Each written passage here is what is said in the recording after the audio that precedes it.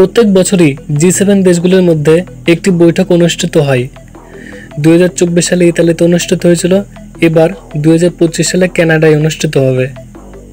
ভারত তো জি7-এর সদস্য নয়, তাহলে কেন মোদিকে ডাকা হলো এই সম্মেলনে? কানাডার প্রধানমন্ত্রী কেন বললেন ভারত না থাকলে সিদ্ধান্ত গ্রহণই অসম্ভব? কেন ভারতের ছায়া ছাড়া এগোতে পারছে না তারা? সমস্ত ডিটেলসে আলোচনা করব, ভিডিওটি শেষ পর্যন্ত দেখুন। জি7 মানে গ্রুপ অফ 7, পৃথিবীর সবথেকে প্রভাবশালী 7টি অর্থনৈতিক শক্তির একটি রাজনৈতিক ও অর্থনৈতিক জোট। এতে আছে আমেরিকা যুক্তরাষ্ট্র, কানাডা, জার্মানি, ফ্রান্স, ইতালি এবং জাপান। এরা মিলে বৈশ্বিক অর্থনীতি, নিরাপত্তা, জলবায়ু পরিবর্তন ও ভূ রাজনৈতিক ইস্যু নিয়ে আলোচনা করে। সম্প্রতি কানাডার নতুন প্রধানমন্ত্রী মার্ক কার্নি ঘোষণা দেন, ভারত হল পৃথিবীর 4র্থ বৃহত্তম অর্থনীতি, সবথেকে জনবহুল দেশ এবং অনেক গুরুত্বপূর্ণ সাপ্লাই চেনের কেন্দ্রে রয়েছে। তাই জি7-এর আলোচনায় ভারতের থাকা অত্যন্ত যুক্তিসঙ্গত। এই বক্তব্য তিনি দেন সাংবাদিকদের এক প্রশ্নের উত্তরে।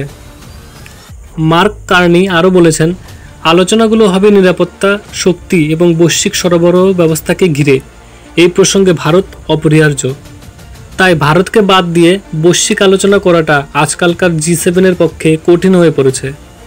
জি7-এর সিদ্ধান্তগুলো শুধু যে ধনী দেশগুলোর মধ্যে সীমাবদ্ধ না থাকে, সার্বজনীনভাবে প্রভাব ফেলুক, সেই লক্ষ্যেই মোদির মতো নেতাদের আমন্ত্রণ জানানো হচ্ছে। তবে যাই হোক, জি7-এর সম্মেলনে কি আলোচনা করা হবে? আন্তর্জাতিক নিরাপত্তা, ইউক্রেন রাশিয়া যুদ্ধ, বিশ্বব্যাপী জ্বালানি সরবরাহ, চীনের ভূ রাজনৈতিক প্রভাব এবং প্রযুক্তিগত সহযোগিতা ইত্যাদি বিষয়ে। এই প্রতিটি বিষয়ে ভারত একটি গুরুত্বপূর্ণ স্ট্র্যাটেজিক পার্টনার। সুতরাং মোদিজিকে জি7 সম্মেলনে ডাকার সিদ্ধান্ত শুধু অর্থনৈতিক যৌক্তিকতা নয়, এটা একটি কৌশলগত, কূটনৈতিক এবং নিরাপত্তা ভিত্তিক সিদ্ধান্ত। এবং আরেকটি জিনিস তুলনা করলে দেখা যাবে যে জি7 এবং ব্রিক্স কান্ট্রির মধ্যে তুলনা করলে ব্রিক্স কান্ট্রি অনেক বেশি ভারী।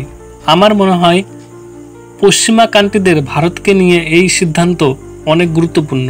তাই ভারতকে ছাড়া এই সম্মেলন গঠিত হওয়া সম্ভব নয়। জি7-এ ভারতের অংশগ্রহণ কি বিশ্বের রাজনৈতিক ভারসাম্য পরিবর্তনে আনতে চলেছে? কমেন্ট সেকশনে অবশ্যই জানাবেন। আর হ্যাঁ, সাবস্ক্রাইব করতে ভুলবেন না। এমন বিশ্লেষণধর্মী ভিডিও পেতে সঙ্গে থাকুন। ধন্যবাদ। জয় হিন্দ।